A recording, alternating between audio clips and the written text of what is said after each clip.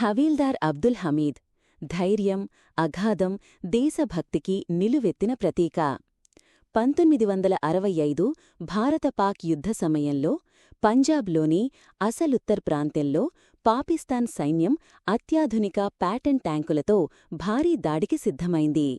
అయితే ఒక సైనికుడు హవీల్దార్ అబ్దుల్ హమీద్ ఒక రీకాయిలెస్ రైఫిల్తోనే ఆ ట్యాంకులకు ఎదురుగా నిలిచాడు.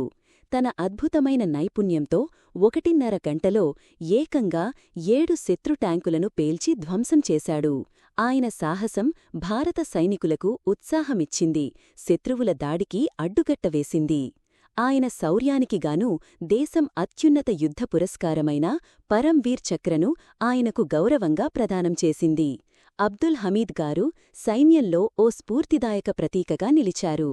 ఈ వీడియో నచ్చితే లైక్ చెయ్యండి, షేర్ చెయ్యండి, కామెంట్ చెయ్యండి మరియు మా ఛానల్కు సబ్స్క్రైబ్ చెయ్యండి. జై హింద్.